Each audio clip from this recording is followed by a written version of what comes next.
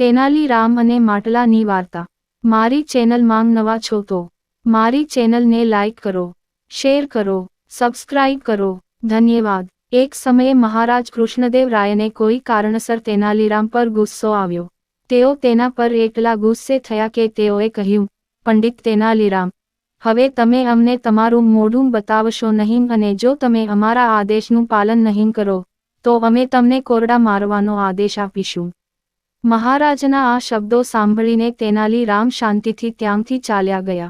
બીજા દિવસે જ્યારે દરબાર યોજાયો ત્યારે કેટલાક મંત્રીઓ જેઓ તેનાલીરામની ઈર્ષ્યા કરતા હતા તેઓ દરબારમાં આવે તે પહેલા જ મહારાજાને સાંભળવા લાગ્યા।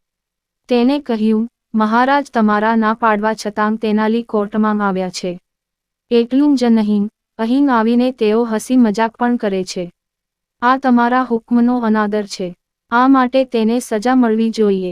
આ સાંભળીને મહારાજા ગુસ્સે થયા અને પોતાની ગતિ બમણી કરી અને દરબાર તરફ આગળ વધવા લાગ્યા। કોર્ટમાં પહોંચતા જ તેને તેનાલી રામને મોઢા પર પોટલો પહેરીને કોર્ટમાં ઊભેલા જોયા। તેની આંખોની સામે જ વાસણમાં બે કાણાં હતા। તેમની ક્રિયા જોઈને મહારાજ કૃષ્ણદેવ રાયે તેમને ગુસ્સામાં કહ્યું, પંડિત તેનાલીરામ, અમે તમને કહ્યું હતું કે તમે અમને તમારું મોઢું બતાવશો નહીં। પછી શું થયું કે તમે અમારા આદેશનું પાલન ન કર્યું? મહારાજની વાત પર તેનાલી રામે કહ્યું, મહારાજ, મેં તમને મારો ચહેરો ક્યાં બતાવ્યો? મેં મારા ચહેરા પર આ ગોળ મટકા પહેર્યું છે। હા, મારી આંખો પરના આ બે છિદ્રોમાંથી હું તમારો ચહેરો જોઈ શકું છું, પણ તમે મને તમારો ચહેરો જોવાથી રોક્યો નથી ને?